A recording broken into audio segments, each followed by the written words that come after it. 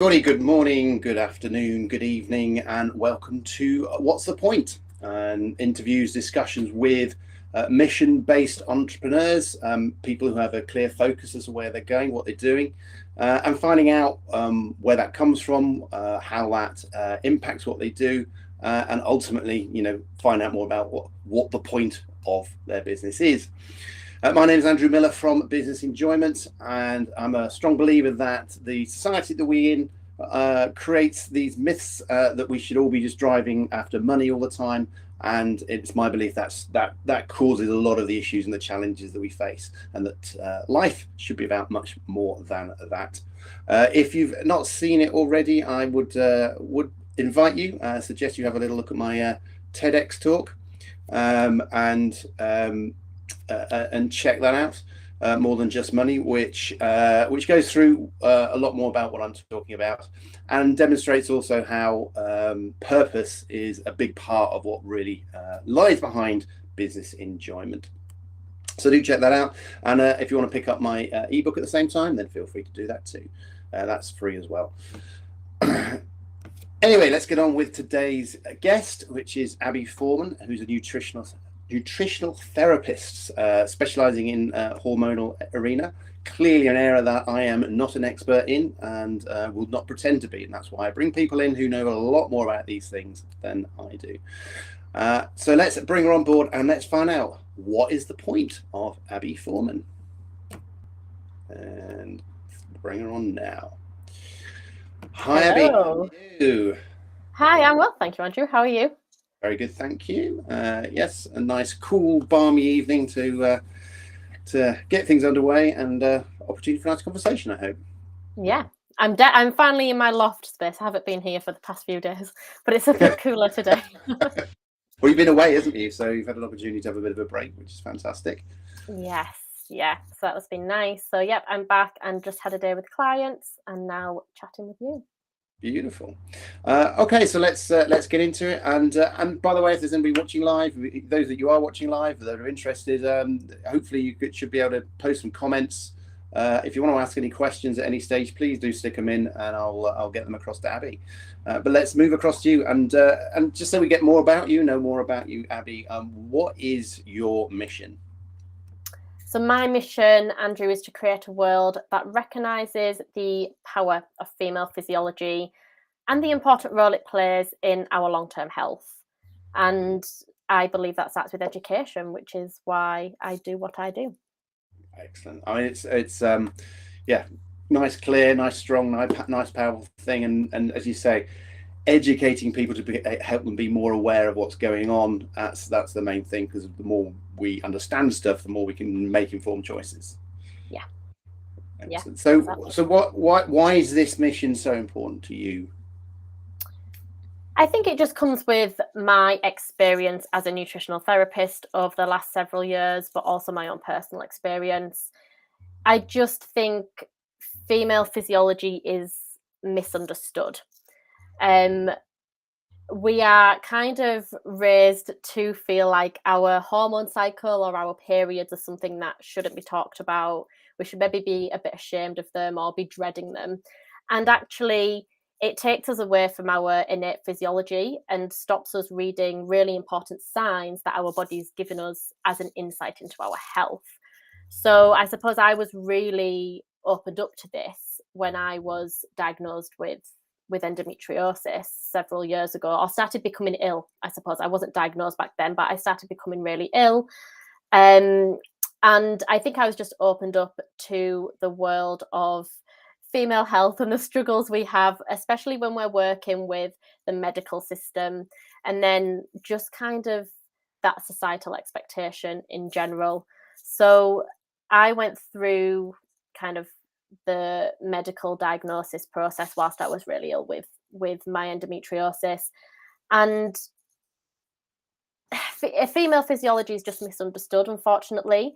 So when I went through that whole process, I was told that kind of that my symptoms were quite dramatic. I was a bit of a drama queen, or that the reason I had endometriosis or these symptoms is because I wasn't on birth control. So it was just actually ignoring the bigger problem.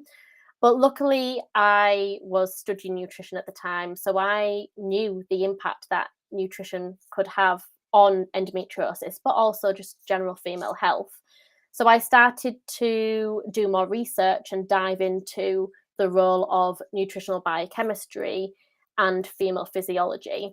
And that's what opened me up to kind of the power of nutrition, and I suppose led me to take back control of my own health through using nutrition to kind of manage my endometriosis, but then also live in long-term health and manage my overall health day by day. And now I take that knowledge and use that to help my clients. It's what I've built my business on.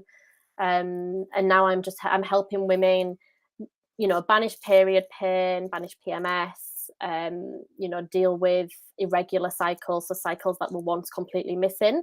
They're coming back without troublesome signs. But something that I suppose is not emphasized enough are general symptoms that a lot of us experience day to day that we wouldn't ever think were down to our hormonal health. So things like exhaustion, mood issues, not sleeping well, maybe not having an appetite, feeling cold all the time is another symptom. And then even things like low libido, and then obviously problems with our hormonal health. And I think once we start to understand our physiology and the important role it plays in our long-term health, we can start to use these symptoms as an insight into how healthy we are and how our body's working, and not just take it as, okay, you're a woman, so you're going to have painful periods. It's normal to be in pain, or that, it's normal to be more tired.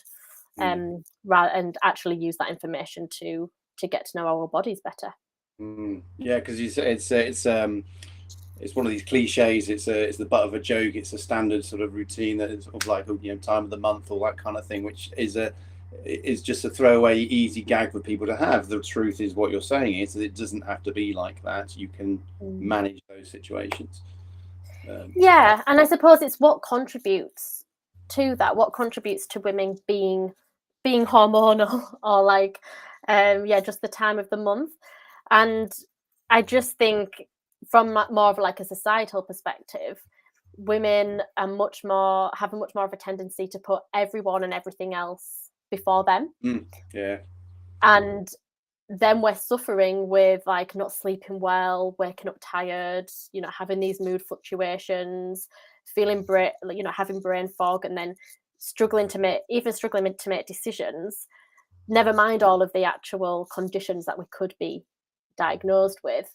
So, we have to kind of put two and two together and take a step back and think, what is actually going on and contributing to these symptoms. So for you, the nutritional element, that's essentially just a tool, an important tool, but you get involved in a much wider concept in terms of how you deal with your clients. Yeah, so I think as a nutritionist, that's the foundation for me. Nutritional biochemistry is really important. Our bodies need nutrients to do their jobs well. If we don't have those nutrients, our body won't work optimally. But I do think nutrition is just an element of it. I do look at more like lifestyle factors, things like I said, sleep, time outdoors, but even going into like relationships and just our overall environment. Yeah. Brilliant. So, I mean, you've given a few hints, but in general, with the sort of clients that you're working with, what's sort of going on for them that makes what you do important, and why they come to you? What's the sort of most common? Most common. So I work a lot with endometriosis clients. And just to be clear, in case someone's not aware of what endometriosis is, hopefully some people listening are. Just quick insight into that, in case people are just going, "Oh, what's that?" Yeah. Endometriosis is a condition where cells similar to the uterine lining grow outside of the uterus. And they can grow in the uterus as well, but it's just excessive.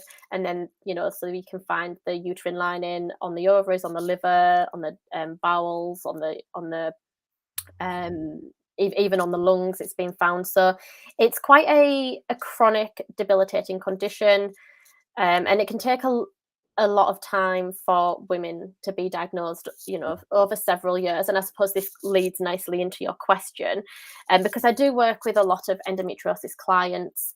And I suppose the reason I believe my work is really important is because these women feel unheard. They're kind of from day one, they've kind of been fobbed off as, okay, you're a woman, what do you expect? Or then they just get diagnosed with like IBS with no actual, it's fine being told you have IBS, but what does that mean? Because it's just such a broad term. I suppose it goes down to endometriosis as well. What does that actually mean? Because it's different for everybody. And then I think that because I've suffered myself and I've got the experience, I can relate, I can connect with that. But also because of the kind of work I do, I just give them the space to be heard. And I suppose I work with endometriosis as a condition, but I also work with that person and their symptoms. I look at what they're eating. Obviously, as a nutritionist, I look at what they're eating, but I also look at what their daily routine is. I look at how they're eating, and then other things that they're doing. So I really take on board what their situation is and look at the symptoms, as well as the diagnosis. So I suppose that's why I find my work important. But then a lot of women, I work with women from from the ages of like 18 up to postmenopause, because I just want to support women in understanding their physiology. That's the main thing. And like I said before, I do work with a lot of people who are like struggling with digestion, aren't getting good sleep, have low energy, have low mood.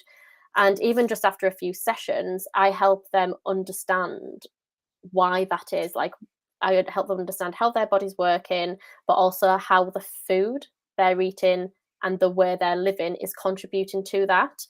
And I just think from my own experience and how I now manage my health, and then seeing the improvements clients have made, and even like followers on social media who are taking on advice and them getting their feedback, I just think there's a space for this. And that's what I suppose empowers me to continue empowering other people, just by seeing those results.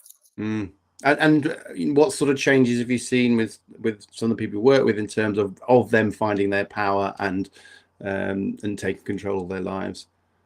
I think the biggest change is they actually start to appreciate their physiology. They no longer dread their periods. They no longer dread ovulation. They actually know what their cycle looks like. We're not taught this in school. I think it's something that should be taught in school. So they actually understand their bodies, and then because they understand why food works in a certain way, because that's what I do. I teach people how food works and how the body needs that to do its jobs. So then they go away and they can confidently nourish their body, I suppose. And then because down the line, life throws stresses at us, so there are going to be times where our symptoms do reappear, but it's just then they have that knowledge, because knowledge is something you can't unknow, you can't forget. You might have to go back and like go over notes and revise things, but you have that knowledge. And then they're able to identify, oh yeah, this is why I'm feeling like that, because I've been doing XYZ, or this has been going on, and they have the tools then to amend that. But I think for me the biggest changes are women just being able to get by in their daily life without having the energy dips, without having the mood swings. They can connect with their family better. They're learning to take time for themselves and put themselves first, as well as being like a good employee, being successful in their career, a good wife, a good mother, whatever it might be. But they're able to kind of manage things and build, I suppose it's building that resiliency. And I think seeing that's what empowers people to keep going. Yeah, because it's that balance between is that one thing about feeling good. So when you feel better, you're in a better space anyway. But knowing why you feel better and knowing that you can overcome pretty much anything that comes at you, or the majority of stuff, that just builds that inner confidence, which which you can just build on top of everything and take you forward, can't you? It's a massive impact. Yeah, and inner confidence is important because there's so much BS information out there about nutrition and about how we eat. And I mean, I could even go deeper into like the expectations on body image and everything with women, but I'm not going to go there. But just how what we're told to eat to be healthy is yeah, there's a lot of contradicting information out there, and I get confused when I read things, so there's no wonder people who don't have the knowledge get confused. So I think like women being able to actually trust that the food they're eating is helping them be healthy and feel good. That's really important because it's something that's not common. Yeah, and I think it goes back to what you were saying earlier on. It's because you treat the person, not the symptom. Nutrition is something that's very personal to each of us, so we've got to find what works for us. So, which is why we get all these things on social media, and one person says that, and one person says this, and it's all rubbish until it works for you, isn't it?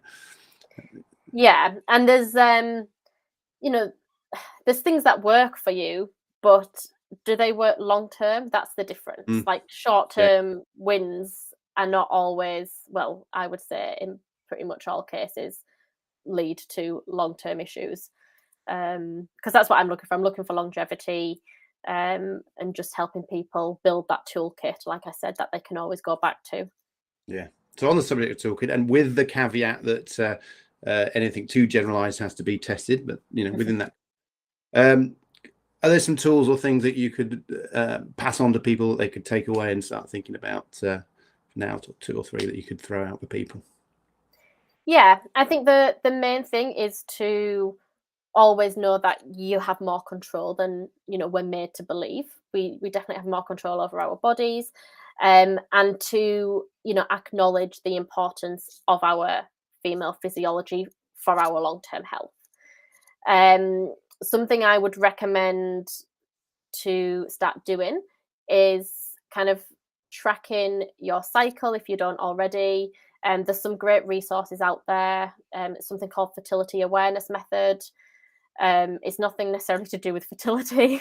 It does help you identify ovulation, so you know when you're fertile, but essentially it helps you get to know your cycle and your body, which is what's important. But also at the same time, kind of tracking your symptoms if you are someone who, like I said, struggles with energy, cravings, low moods, digestive issues. Just track them. Are they daily? Are they monthly? And see if you can recognize a pattern, because that's going to help you get to know your body more. Obviously, it can take several months because we're working on a monthly basis.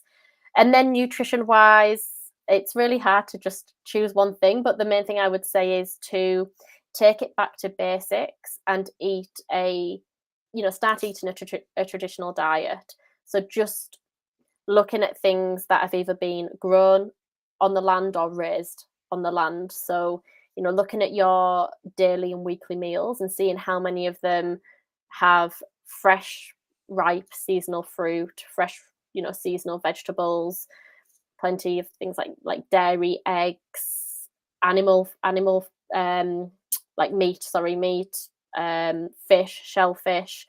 Just a really simple diet, and just see how much of kind of your meals are made up of that compared to kind of shop bought, packaged convenience foods, and see where that balance tips.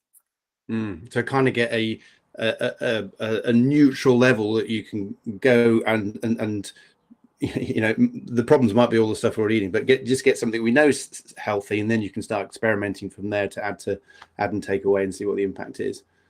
Yeah, definitely. I mean, everybody relies on a bit of convenience food now and then. Like that's the world we live in. But the majority of our meals, I think personally, should be from food that's grown or raised on the land. That's what has the nutrients, not synthetic nutrients, real nutrients that are the raw materials our bodies need to do their jobs. Yeah, perfect. Out of interest, just didn't discuss this before, but I'm going to throw you in. If you got any tips or suggestions for any blokes that might be listening, any men either in supporting whoever they're living with, or anything they should know as well? Do Do you know what? I always find it amazing when there's I have clients whose partners get involved, whose partners want to learn about the things we're discussing on the calls. So I think it's just like learning about these things with your partner, so learning about the physiology, but also I think nutrition wise, it stands for both male and female physiology, especially like the basics. So doing it together as a family, eating real food, we're all going to benefit from.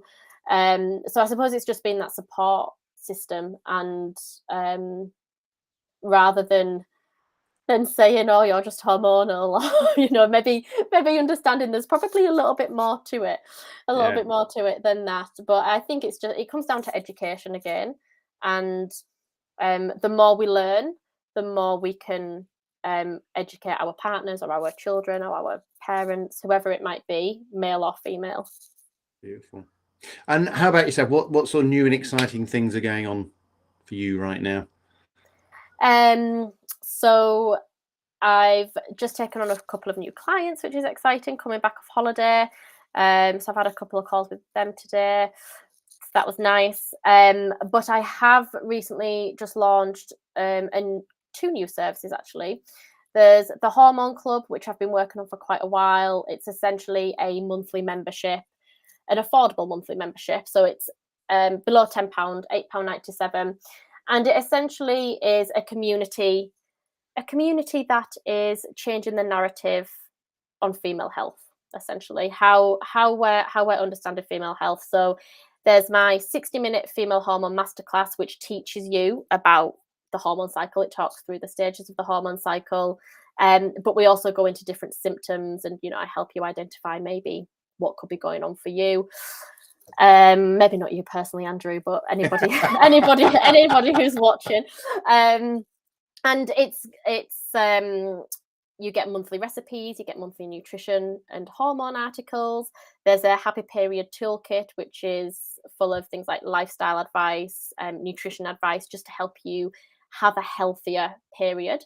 There's resources like reading lists, like meal plan guides. There's loads of different things on there, and each month, obviously, I'll be adding to it. So it's just the repository is going to be building and building. And again, I've designed that just to make this information and this knowledge more attainable for the vast majority of people, because I do think this information, like I said, is important.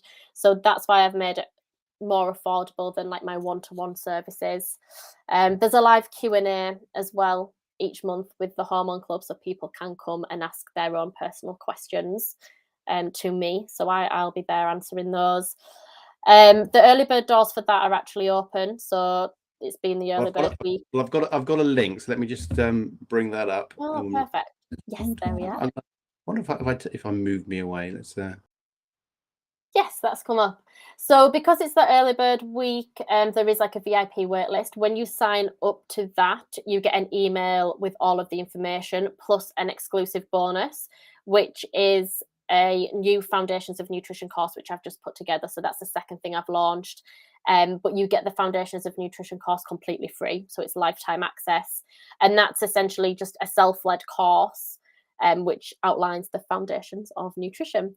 It's 3 modules, and it's essentially a step-by-step process in getting you to a place where I would want to see my clients after a few months, just to make sure the body has all the nutrients it needs and you understand why it's getting those.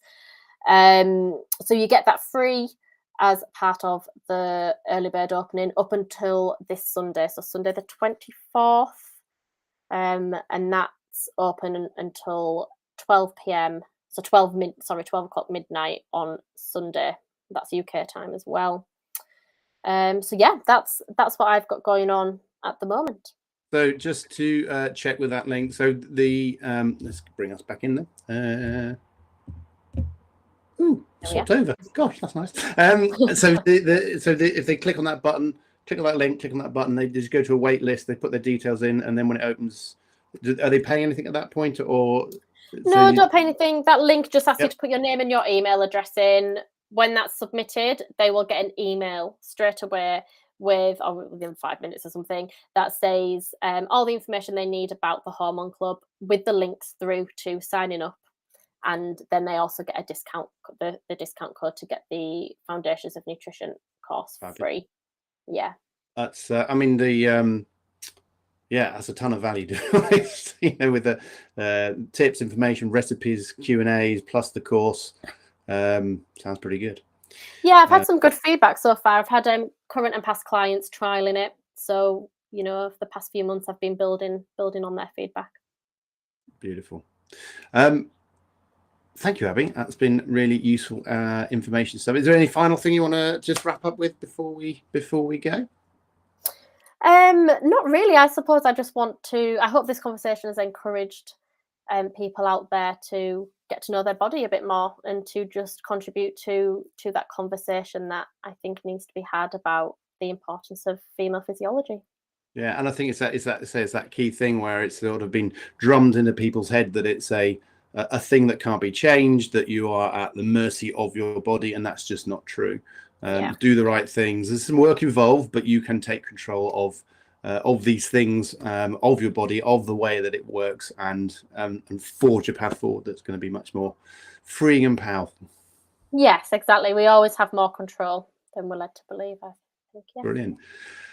Abby, thank you so much for coming on. Really appreciate that. Really appreciate the offer you've put out for people. I hope that those listening are intrigued enough to explore more, if nothing else, because as you say, education is the key thing. The more you know, the more you can do stuff about it, and that's all you're trying to do is just give people as much information as possible. Exactly. Thank you so much for coming on, Abby. I will let you go. Thank you so much, Andrew. Thank you. So that's it for this week. I hope you got something from it. I'll be back on next week for another interview with Dancho Dimkov, within the author of Sweet Leads, and finding about his business that runs by itself. Otherwise, that's it for today. Thanks so much for checking in and listening along, and we'll leave you to enjoy the rest of your day or your evening. My name is Andrew Miller from Business Enjoyment, and I want you to enjoy your business so much it makes your bits tingle.